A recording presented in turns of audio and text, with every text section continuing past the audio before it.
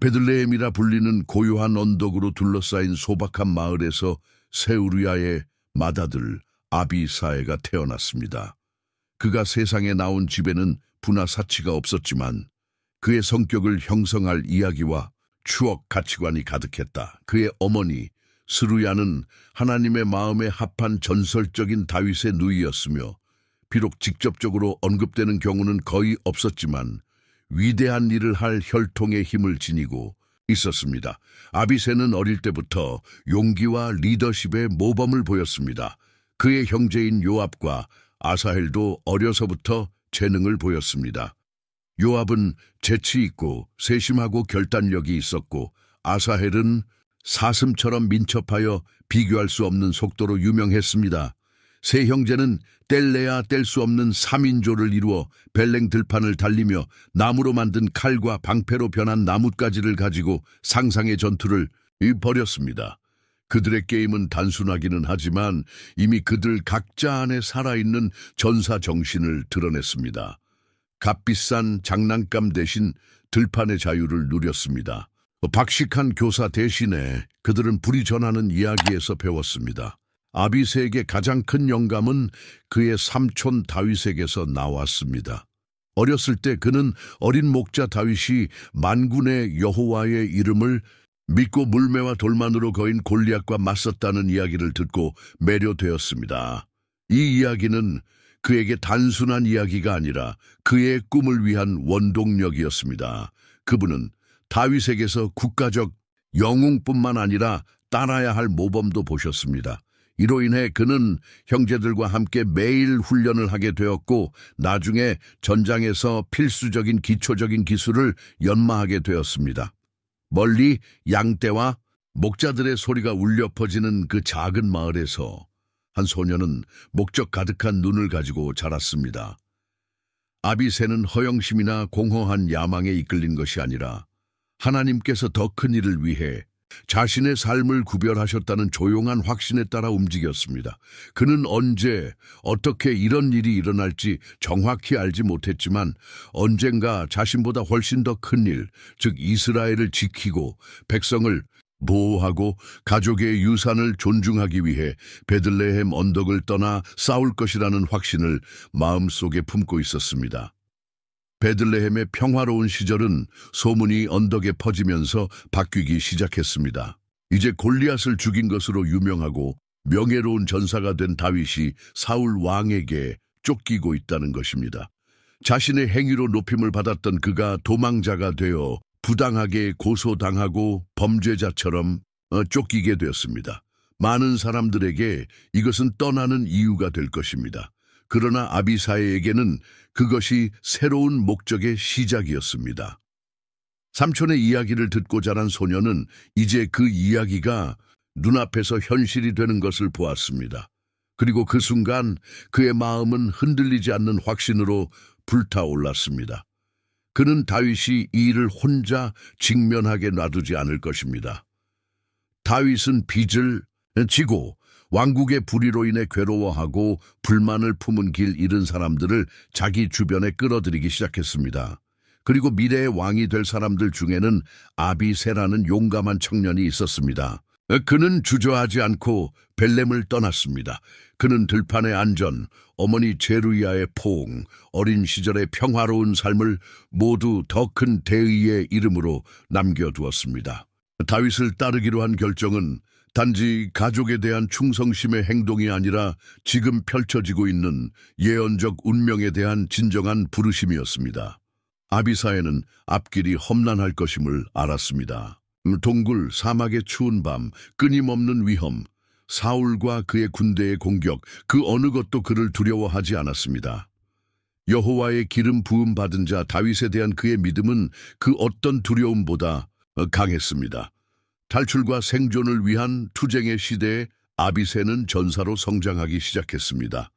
다윗과 함께한 삶은 전쟁터 그 이상이었습니다. 그것은 인격과 용기, 하나님에 대한 신뢰의 학교였습니다. 어린 시절의 가지 훈련은 실제 칼로 대체되었습니다. 상상 속의 전투는 이제 삶을 위한 피비린내 나는 투쟁이 되었습니다. 그러나 시련에 부른 아비새를 소멸한 것이 아니라 그를 정결케 했습니다. 블레셋 사람들을 향한 모든 매복 공격, 동굴 그늘에 세워진 모든 철야 기도, 다윗을 보호하기 위한 모든 명예의 몸짓에서 그 청년은 단지 충성스러운 조카에서 이스라엘의 가장 용감한 전사 중 한 명이 되었습니다. 아비새가 자신의 진정한 소명을 발견한 것은 바로 이 여행에서였습니다. 그는 단지 군인이 되기 위해 태어난 것이 아닙니다. 그는 하나님이 선택한 사람 옆에 서서 그를 방어하고 그와 함께 싸우고 그의 나라를 위한 피와 용기로 새로운 역사를 쓰기 위해 태어났습니다. 아비새는 다윗을 따름으로써 단지 사람을 따른 것이 아니라 이스라엘을 위해 마련되고 있는 영원한 계획에서 중요한 역할을 하라는 하나님 자신의 부르심에 응답한 것입니다. 광야는 이미 아비새에게 친숙한 장소가 되었습니다. 낮에 뜨거운 돌과 밤에 매서운 추위는 그의 손에 있는 칼만큼이나 그를 단련시켰습니다. 그러나 어느 전투도 다윗이 그를 부르며 어느 조용한 밤의 임무, 즉 끊임없이 그들을 추격하고 있던 사울의 진영을 은밀하게 습격하는 임무만큼 그의 용기와 분별력을 요구한 전투는 없었습니다.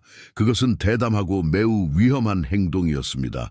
사울의 군대는 골짜기를 가로질러 펼쳐져 중앙에서 자고 있는 왕을 둘러싸고 잠을 잤으며 왕의 창은 왕의 머리 옆에 꽂혀 있었습니다. 이상한 소리가 나면 죽일 준비가 된 수십 명의 군인이 깨어날 수 있습니다. 그래도 아비새는 주저하지 않았습니다.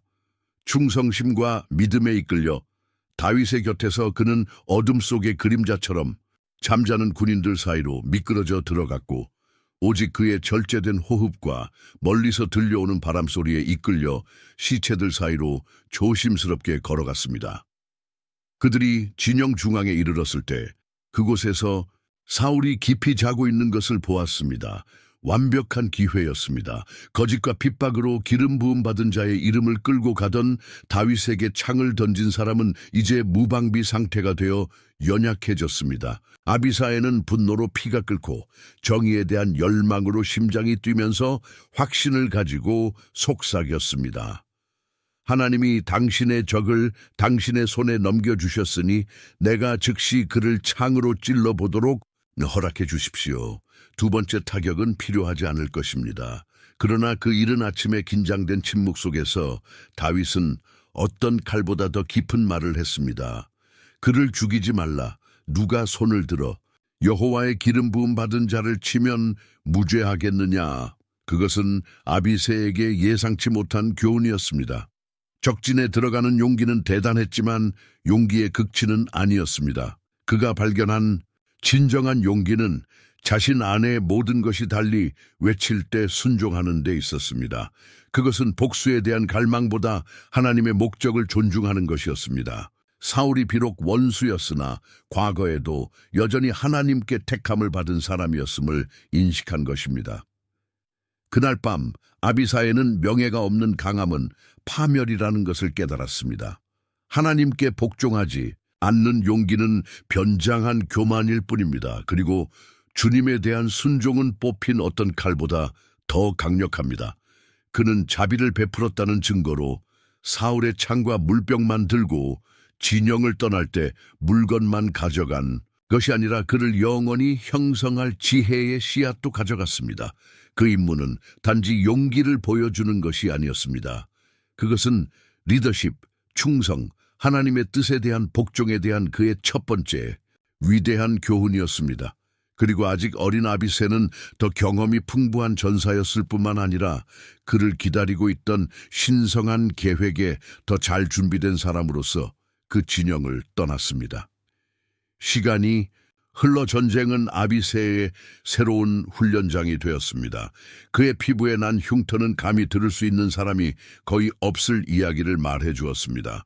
그러나 그가 자신의 인생에서 가장 특별한 장 중 하나인 300명과의 고독한 전투를 쓰게 된 것은 혼란과 수적 열세의 순간이었습니다. 그것은 평범한 전투가 아니었습니다. 이스라엘 군대는 포위되었고 대부분의 전사들은 주저하거나 이미 후퇴했으며 패닉 상태에 빠져 전장을 장악할 위기에 처했습니다. 그러나 아비새는 믿음으로 불타는 눈과 주님이 자신의 힘이 되신다는 확신을 굳건히 믿고 도망치지 않았습니다. 오히려 발전했습니다. 그는 손에 칼을 들고 더 큰 목적을 지닌 사람처럼 적들을 공격했습니다.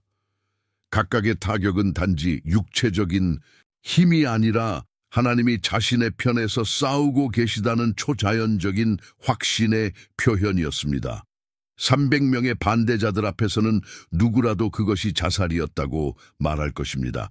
그러나 아비새는 눈으로 볼 수 있는 것 이상을 보았습니다. 그는 혼자가 아니었습니다. 하나님은 그와 함께 계셨습니다. 먼지가 일고 비명이 언덕 전체에 메아리 쳤으며 아비새의 칼은 신성한 정확성으로 움직였습니다. 전투가 끝났을 때 적들의 시체가 땅을 덮었습니다. 그리고 거기에 그는 피가 묻은 손으로 헐떡이며 서 있었지만 방금 소명을 이행한 사람의 모습이었습니다. 그의 업적에 대한 소식은 이스라엘 군인들 사이에 빠르게 퍼졌습니다. 한때 그를 다윗의 조카로 보던 사람들은 이제 그를 진정한 지도자로 여깁니다. 용기에 대해 말했을 뿐만 아니라 그것을 구현한 남자, 남들이 숨어 있을 때 일어선 전사, 그날 이후로 아비새는 더 이상 단순히 충실한 추종자가 아니었습니다. 그는 참고가 되었습니다.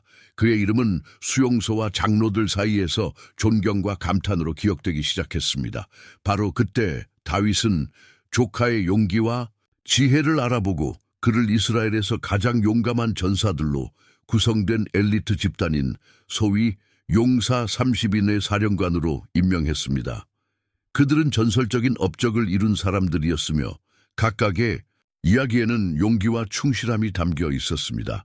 그리고 현재 지휘권을 갖고 있는 아비사에는 힘뿐만 아니라 명예와 순종과 믿음의 교훈으로 형성된 마음으로 인도했습니다. 30인의 지도자가 되는 것은 지위에 따른 지위가 아니었습니다. 그것은 신성한 책임이었습니다. 그는 자신의 행동에 영감을 주었을 뿐만 아니라 목적을 가지고 싸우고 믿음을 가지고 싸우며 칼 위의 역사를 주관하시는 하나님이 계시다는 사실을 결코 잊지 않도록 사람들을 훈련시켰습니다. 아비새의 부상은 직함이나 정치적 전략에 기초한 것이 아닙니다. 그것은 전쟁터에서 단조되었고 전쟁의 불길 속에서 시험되었으며 다윗과 온 군대가 그에게 두는 신뢰로 봉인되었습니다. 그리하여 들에서 나뭇가지를 다루던 그 베들레헴 청년은 이제 이스라엘 군사력의 기둥 중 하나가 되었습니다. 용감한 사람들 사이의 리더, 하나님께서 겸손한 자를 높이시고 충실한 자를 존중하시며 그분의 목적을 성취할 가능성이 없는 자를 사용하시는 살아있는 모범입니다. 세월이 흘러도 전쟁터는 계속해서 이스라엘의 위대한 인물들의 운명이 결정되는 무대가 되었습니다. 현재 왕이 된 다윗은 여전히 블레셋 사람들과 암몬 사람들 그리고 다른 적국들과의 전쟁에서 자신의 백성을 이끌었습니다. 그러나 나이가 들기 시작했고 한때 골리앗을 물리쳤던 위대한 전사조차도 더 이상 젊음의 활력을 갖지 못했습니다. 그리고 바로 이 신체적 약점의 순간에 새롭고 무서운 도전이 나타났습니다. 바로 거인의 후예인 이스비 베노베와의 대결이었습니다. 이스비 베노브는 단순한 적이 아니었습니다. 그는 여호수아 때부터 하나님의 백성을 위협했던 고대 거인족 르바임의 후손이었습니다. 그 어떤 보통 사람도 감당할 수 없는 무게의 청동창과 살상용으로 고안된 날카로운 칼로 무장한 이 거인은 다윗 가문의 복수를 맹세했습니다. 왕이 전투로 지친 순간을 이용하여 이스비 베노브는 전진했습니다. 위험은 현실이었습니다. 오랜만에 처음으로 주님의 기름 부음 받은 자의 생명이 위기에 처하게 되었습니다. 그러나 하나님은 그 순간을 위한 도구를 준비하셨습니다. 하늘을 찌르는 천둥처럼 아비새는 전쟁터에 뛰어들었습니다. 그의 눈은 현장에 고정되어 있었습니다. 피곤하고 자신을 방어하기 위해 애쓰는 데이비드와 분노하며 전진하는 거인, 전략을 세울 시간이 없었습니다. 그것은 죽음과의 경주였습니다. 아비새는 주저하지 않았습니다. 그는 자신의 자존심을 지키기 위해 사자처럼 맹렬하게 왕과 적 사이에 몸을 던졌습니다. 그는 그 사명의 무게를 알고 있었습니다. 위험에 처한 것은 이스라엘 왕뿐 아니라 그 나라 전체를 향한 하나님의 목적이었습니다. 결투는 치열했다. 이스비 베노베는 위압적이었고 그의 힘은 초자연적인 것처럼 보였습니다. 그러나 아비사에는 자기 칼을 의지하지 아니하고 만군의 여호와를 의지하였더라. 주고받는 타격은 힘과 저항의 폭발이었습니다. 그리고 아비새는 용기와 믿음으로 거인을 물리쳤습니다. 이슈비 베노베의 몸이 쓰러졌고 들판은 잠시 동안 조용해졌다. 아비새가 이스라엘 왕을 구했다는 사실은 모두가 알고 있었습니다. 여전히 숨을 고르고 있는 데이빗은 안도감과 감탄이 뒤섞인 눈으로 조카를 바라보았습니다. 어느 날 탈출의 동굴로 그를 따라가기로 선택한 벨렘 출신의 소년이 이제 전쟁 중에 그를 구했습니다. 그 행위는 그의 생명을 해방시켰을 뿐만 아니라 왕의 마음에도 깊은 인상을 남겼습니다. 그 순간부터 아비새는 단순히 용감한 사람이나 군사 지도자가 아니었습니다. 그는 다윗의 방패이자 하나님께서 택하신 참된 수호자였습니다. 이 전투가 끝난 후 왕의 안전을 걱정한 이스라엘 군인들은 다윗에게 더 이상 전쟁의 최전선에 나가지 말라고 간청했습니다. 이스라엘의 등불을 끄지 말라고 그들은 말했습니다. 그리고 이 요청은 아비새가 이 등불이 꺼지는 것을 막기 위해 그곳에 있었기 때문에 가능했습니다. 그에 대한 존경심은 전사들 사이에서 더욱 커졌고 그의 이름은 적 300명을 죽인 사나이로 기억될 뿐만 아니라 왕의 구원자, 기름 부음 받은 자의 보호자, 거인과 맞서 믿음으로 승리한 전사로 기억되게 되었다. 이 승리는 이스라엘 역사에서 아비새를 비교할 수 없는 용기의 영웅으로 무엇보다도 명예와 충성, 하나님의 뜻에 대한 전적인 복종의 사람으로 확증했습니다. 그의 행동은 주님의 위대한 구원이 영광이 아닌 사랑과 목적, 충실함을 위해 자신이 가진 모든 것을 기꺼이 바쳐 싸우는 사람들을 통해 종종 온다는 사실을 생생하게 일깨워주는 것이었습니다. 아직 해가 완전히 뜨지 않았을 때 지평선에서 연기가 보이기 시작했습니다. 바람에 실려온 파괴의 냄새는 끔찍한 징조를 가져왔습니다. 다윗과 그의 사람들이 정착한 도피성 시글락이 불타고 있었습니다. 잔인한 원수이자 무자비한 약탈자인 아말렉 사람들은 완전히 취약한 시기에 공격해왔습니다. 다윗과 아비새와 나머지 군대는 군사 작전에 나섰고 도시는 무방비 상태로 방치되었습니다. 그들이 돌아왔을 때 집은 없었고 폐허와 재 그리고 불안한 침묵의 메아리만 있었습니다. 천막은 찢겨졌고 헛간은 텅 비었습니다. 무엇보다 가장 고통스러운 것은 그들의 아내와 아들, 딸들이 포로로 잡혀가는 것이었습니다. 전사들의 울부짖음은 전투의 상처를 뛰어넘는 고통으로 계곡에 메아리 쳤습니다. 그들은 모든 것을 잃었습니다. 그리고 이 비극 앞에서 절망은 빠르게 반란으로 바뀌기 시작했습니다. 많은 사람들은 시글락을 취약하게 만든 이유로 다윗을 돌로 쳐 죽이는 것을 고려하기까지 했습니다. 아비사이가 다시 눈에 띄는 것은 정서적 붕괴와 완전한 혼란의 순간이었습니다. 많은 사람들이 눈물을 흘리거나 맹목적인 분노로 가득 차 있는 동안에도 그는 마음을 굳건히 유지하고 정신을 목적에 일치시켰습니다. 그는 절박하다고 해서 가족이 다시 돌아올 수는 없지만 행동을 취하면 다시 돌아올 수 있다는 것을 알았습니다. 그는 다윗의 곁에 서서 그가 하나님의 인도를 구하도록 격려했습니다. 왕이 바로 그렇게 하여 여호와께 여쭈었더니 여호와께서 분명하게 대답하셨습니다. 다윗은 하나님의 응답을 손에 쥐고 방역을 위해 부하들을 모았습니다. 그리고 아비사에는 선두에 서서 인도할 준비가 되어 있었습니다. 두려움이나 우유부단함을 느낄 시간이 없었습니다. 1초의 손실은 무고한 사람들의 죽음을 의미할 수 있습니다. 믿음과 손에 든 칼, 흔들리지 않는 결단력으로 이스라엘의 전사들은 아말렉 사람들을 추격하기 시작했습니다. 길이 멀고 피로도 컸지만 정의와 회복을 향한 염원은 더 컸다. 여행하는 동안 많은 사람들이 지쳐 뒤에 남아 있었습니다. 그러나 아비사에는 확고한 태도를 유지하면서 남아있는 사람들을 용기 있게 인도했습니다. 도중에 아말렉 사람들이 버림받은 병든 이집트인을 발견했을 때 그들은 그를 자비롭게 대했고 그 대가로 적의 행방에 대한 중요한 정보를 받았습니다. 그러자 군대는 아말렉 진영에 접근했습니다. 그리고 그들이 본 것은 그들을 분노로 가득 채웠습니다. 약탈자들은 강도의 열매를 기뻐하며 히브리인들의 고통을 조롱하고 하나님의 정의가 그들에게 임할 줄은 생각지도 못하였느니라. 공격은 파괴적이었습니다. 아비새가 다윗의 곁에서 최전선에 서서 이스라엘 사람들은 거룩한 분노로 싸웠습니다. 그것은 단순한 군사적 전투가 아니었습니다. 그것은 정의를 향한 외침이었고 힘과 목적을 가지고 수행된 구조 임무였습니다. 결국 그들은 아말렉 사람들을 쳐부수었을 뿐 아니라 그들의 아내와 아들, 딸과 재산과 가축까지 모두 되찾았습니다. 아무것도 잃지 않았습니다. 시글락에서 흘린 모든 눈물은 승리의 귀환을 통해 찬양으로 바뀌었습니다. 아비사의 리더십이 다시 한번 빛났습니다. 그는 단순한 전사가 아니었습니다. 그는 비극 속에서 균형을 이루는 기둥이었고 혼돈 속에서도 믿음의 모범이었으며 군대를 승리로 이끈 힘이었습니다.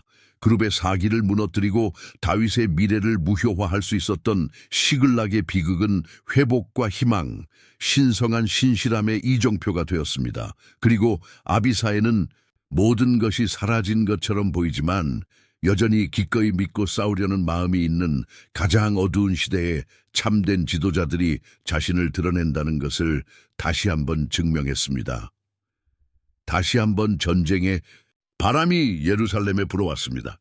그러나 이번에는 그 위협이 외국이나 이교 군대로부터 온 것이 아니라 왕국 내부에서, 즉 왕국의 심장부에서 나왔습니다. 다윗의 잘생기고 카리스마 넘치는 아들 압살롬은 야망과 해결되지 않은 불만으로 불타올라 아버지에게 반역했습니다. 그녀의 아름다움과 정의에 대한 광장의 불평과 칭찬으로 시작된 일은 곧 계산된 쿠데타로 변했습니다. 압살롬은 지지를 모으고 백성의 마음을 미혹하여 이스라엘 왕에게 전쟁을 선포했습니다. 다윗에게는 큰 고통의 시간이었습니다. 하나님의 마음에 합한 사람인 그는 이제 자신의 아들에게 박해를 받고 있음을 알게 되었습니다. 그 고통은 2배였습니다. 자신의 왕좌가 위협받는 것을 본 왕의 고통과 자만심과 반역 속에 길을 잃은 아들을 본 아버지의 고통이었습니다. 다윗이 학살을 피하기 위해 예루살렘을 떠나기로 결정했을 때 많은 사람들은 자신들이 패배한 것처럼 보이는 편에 서는 것을 두려워하여 그를 버렸습니다. 그러나 아비사에는 아닙니다. 아비사에는 다시 한번 끝까지 충성을 나타냈습니다. 그는 다윗을 단순한 왕으로 보지 않고 여호와의 기름 부음을 받은 자로 보았습니다. 위기는 왕실 내부에서 시작됐지만 충성심은 흔들리지 않았다. 다른 사람들이 의문을 제기할 때에도 아비새는 확고한 태도를 유지했습니다. 그들의 눈이 의심으로 가득 차 있을 때 그의 자신감이 반영되었습니다. 그리고 그는 다윗 곁에서 다시 광야로 들어갔습니다. 도망자로서가 아니라 수호자로서 말입니다. 그 유배 기간은 긴장과 불확실성으로 점철되었습니다. 모든 단계에는 매복, 배신, 예상치 못한 공격의 위험이 있었습니다. 그러나 아비새는 매 순간 주의를 기울이고 경계하며 필요하다면 기꺼이 죽기도 했습니다. 그는 다윗의 생명을 변호했을 뿐만 아니라 왕이 가장 암울한 순간에도 신뢰할 수 있는 조언자가 되었습니다. 사울 가문의 사람 시므이가 나타나서 다윗을 저주하고 돌을 던졌을 때 즉시 칼로 모욕을 잠재우겠다고 제안한 사람은 아비새였습니다. 그러나 다시 한번 다윗은 자비에 관해 가르쳤고 아비새는 순종했습니다. 그러나 내부적으로는 아비새의 갈등이 현실이었습니다. 그는 다윗의 마음이 상한 것을 보았고 침묵하는 아버지의 고통을 보았고 동시에 압살롬의 반역이 점점 강해지는 것을 보았습니다. 그가 들고 있는 검은 의무와 혈연 사이에 보이지 않는 전쟁에서 승리하기에는 역부족이었습니다. 그의 충성심은 흔들리지 않았지만 그는 그 모든 전쟁 뒤에는 상처 입은 가족, 부자귀에 역사 허락되지 않은 용서, 치유되지 않은 고통이 있다는 것을 결코 깨닫지 못했습니다. 압살롬과의 마지막 전투가 다가오자 다윗의 군대는 승리해야 하는 필요성과 어린 왕자를 살려내려는 열망 사이에서 갈등을 겪었습니다. 다윗은 나를 위하여 어린 압살롬을 너그럽게 대하라는 분명한 명령을 내렸습니다. 압살롬은 죽고 머리털이 나무에 묶이고 요압이 달려가는 등 비극적인 결과가 나왔음에도 불구하고 아비새는 모든 명령을 존중했습니다. 압살롬의 반역은 내전 그 이상이었습니다. 그것은 이스라엘의 마음에 열린 상처였고 세대 간의 단절이었으며 충성심에 대한 극심한 시험이었습니다. 아비사이는 늘 그래왔듯 용기와 명예, 상황에 구애받지 않는 확고함으로 이 위기를 헤쳐나갔습니다. 그리고 결국 다윗이 내 아들 압살롬아 너를 위하여 죽기를 원하노라. 고통곡할 때에도 아비새는 아버지의 고통과 왕의 권위를 존중하며 침묵을 지켰습니다. 그는 칼로는 이길 수 없는 전쟁이 있지만 사랑과 자비, 흔들리지 않는 충성심으로 승리할 수 있는 전쟁이 있다는 것을 이해했기 때문입니다. 압살롬의 고통스러운 반역 이후에도 이스라엘에는 불안정의 바람이 계속 불었습니다. 국민의 마음은 여전히 분열되어 있었고 최근 갈등의 상처는 아물지 않았습니다. 이러한 연약한 상황에서 새로운 선동가가 등장했습니다. 바로 교활하고 반항적인 베냐민 사람 비그리의 아들 세바였습니다. 세바는 불같은 말과 반항적인 자세로 다윗 왕을 향해 또다시 반기를 일으켰습니다. 우리는 다윗과 아무 관계가 없으며 이새의 아들과 함께할 기업이 없도다. 이스라엘아 각기 장막으로 돌아가라 라고 말했습니다. 세바는 아직도 다윗의 통치에 반대하는 자들을 데리고 도망하여 아벨벳마아가 성으로 피신하였다. 그것은 무시할 수 없는 또 다른 위협이었고 다시 한번 이에 맞서는 사람은 아비새였습니다. 그는 왕의 신뢰를 받아 군대를 지휘하고 방문이 숨어있는 성읍을 향해 진군했습니다. 포위 공격은 효율적으로 진행되었습니다. 공격 타워가 세워지고 경사로가 건설되었으며 성벽은 공성태로 눌려지기 시작했습니다. 분위기는 전쟁이 임박한 분위기였습니다. 그러나 다른 전투와 달리 이번 대결은 군사력뿐만 아니라 긴장 속에서도 발휘되는 지혜와 감성이 돋보일 것이다. 도시의 시민들이 반역자를 은닉하면 멸망할 것이라는 사실을 깨달았을 때 지혜로 유명한 여성이 나타났습니다. 그녀는 두려움 없이 아비새와 그의 부하들을 만나러 가서 대화를 요청했습니다. 그녀는 당신은 이스라엘의 모성을 파괴하고 싶습니까? 왜 주님의 기업을 삼키려고 합니까? 라고 물었습니다. 아비새는 용감한 전사였지만 듣는 법을 알고 있었습니다. 그는 무자비할 뿐만 아니라 최선의 탈출구를 식별할 수 있는 지도자이기도 했습니다. 그는 목적은 도시를 파괴하는 것이 아니라 단지 반란의 원인인 세바를 포획하는 것이라고 설명했다. 그러자 그 여성은 내부적으로 문제를 해결하겠다고 약속했습니다. 그는 도시로 돌아와 사람들을 모아 용기 있게 신속하고 효과적인 해결책을 제시했습니다. 얼마 지나지 않아 셰바의 머리가 벽 위로 던져져 반란이 끝났음을 알렸습니다. 그 여자의 지혜와 충동적으로 행동하지 않는 아비새의 능력 덕분에 학살은 피할 수 있었습니다. 성벽 내에서는 칼을 뽑을 필요가 없었습니다. 무고한 생명은 희생되지 않았습니다. 총력전 없이 정의가 이루어졌습니다. 그리고 아비새는 진정한 리더십은 전장에서 용기를 넘어서는 것임을 다시 한 번 보여주었습니다. 즉, 듣는 겸손, 후퇴할 분별력, 피해 없이 승리할 수 있는 시기를 인식하는 지혜가 필요하다는 점을 보여주었습니다. 이 사건은 이스라엘의 역사에 깊은 영향을 미쳤습니다. 각각의 새로운 봉기가 백성을 더 큰 고통과 분열에 빠뜨릴 것이라고 위협했을 때 아비새의 확고함과 지혜는 재앙을 피했습니다. 그는 세바를 물리쳤을 뿐만 아니라 지혜의 목소리를 존중하고 정의롭게 행동하여 왕국의 통일성을 강화시켰습니다. 전쟁에 외침이 없는 이 조용한 승리는 진정한 전사의 마음은 단지 그의 손에만 있는 것이 아니라 그의 마음에 있고 무엇보다도 하나님의 뜻에 대한 충실함에 있다는 것을 가장 잘 보여주는 것 중 하나였습니다. 전쟁은 아직 끝나지 않았습니다. 이스라엘은 마치 칼의 충돌 사이에 항상 짧은 간격이 있는 것처럼 계속해서 일어나는 적들에 둘러싸여 있었습니다. 다윗 왕은 노년에도 늘 그래왔듯이 전쟁의 최전선에 서기를 고집했습니다. 그러나 모든 사람이 두려워했던 진실이 눈에 띄기 시작했습니다. 시간은 가장 용감한 사람조차도 아끼지 않습니다. 다윗의 힘은 더 이상 예전과 같지 않았고 그의 발걸음은 더 느려졌으며 그의 몸은 세월의 무게와 전쟁의 많은 상처를 지녔습니다. 이 캠페인 중 하나에서 거인의 또 다른 후손이 나타났습니다. 중무기와 치명적인 의도를 가진 또 다른 거대한 남자였습니다. 그는 다윗을 향해 전진했고 그의 생애 두 번째로 왕은 거인에게 죽임을 당할 심각한 위험에 처하게 되었습니다. 그것은 참혹한 장면이었습니다. 골리앗을 물리쳤던 남자가 이제 새로운 적에게 거의 굴복할 뻔했습니다. 그러나 치명타가 닥치기 전에 다시 아비새가 있었습니다. 어둠 속의 번개처럼 아비사에는 행동에 나섰습니다. 그는 주저하지 않았고 위험을 측정하지도 않았습니다. 그는 전쟁의 모든 세부 사항, 공격 이전의 모든 소음, 곧 쓰러질 신체의 모든 움직임을 알고 있었습니다. 그는 자신의 왕을 보호하고 싶었을 뿐만 아니라 이대로 끝날 수 없는 이야기의 무게를 느꼈던 누군가의 강렬함으로 싸우면서 정확하고 분노하게 거인과 맞서게 되었습니다.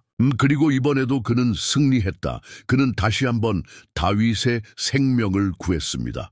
그 장면은 깊은 흔적을 남겼습니다. 그 영웅적인 행동을 목격한 전사들뿐만 아니라 다윗 자신도 마찬가지였습니다. 처음으로 그는 자기 부하들의 다음과 같은 간청을 겸손하게 들었습니다.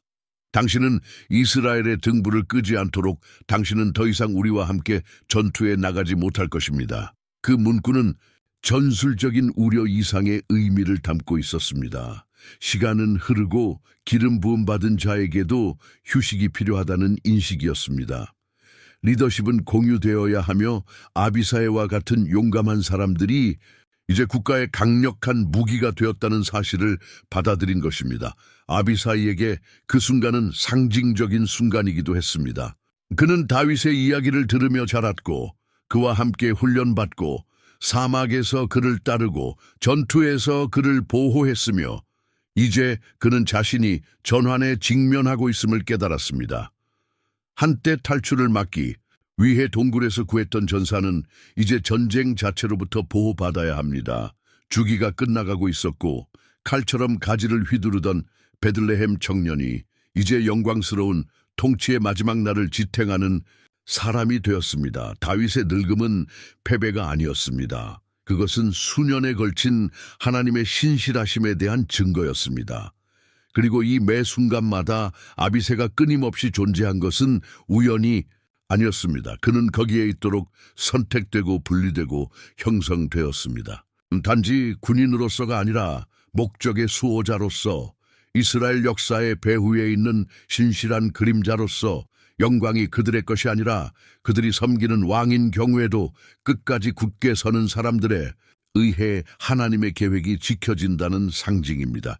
그리하여 또 다른 전투에서 승리하고 칼을 꽂고 마음이 명예로 가득 찬 아비새는 자신의 유산을 임봉했습니다. 용기, 충성, 존경의 유산입니다.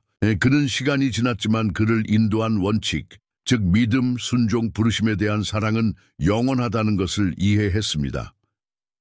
아비사의 이야기는 훌륭한 연설이나 승리의 식으로 끝나지 않습니다. 성경에는 그의 죽음의 순간이나 그의 마지막 날에 대한 자세한 내용이 정확하게 기록되어 있지 않습니다.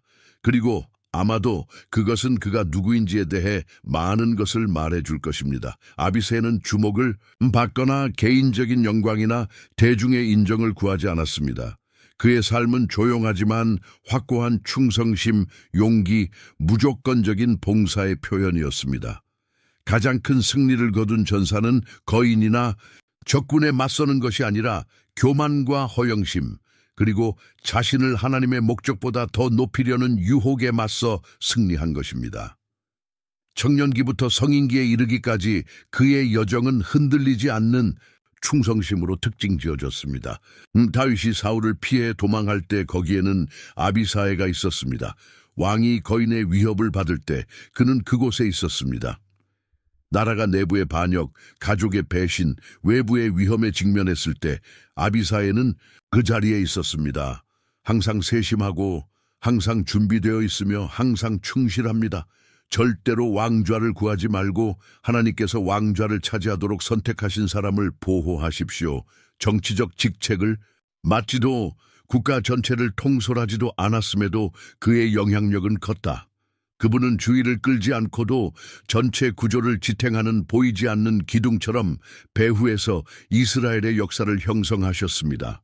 그의 업적은 전쟁에서 살아남은 사람들, 왕을 방어하기 위해 그의 칼이 솟아오르는 것을 본 사람들, 그에게서 힘과 복종의 모범을 동시에 발견한 사람들에 의해 전해졌습니다. 이것이 바로 그의 유산이 오늘날까지 울려 퍼지는 이유입니다.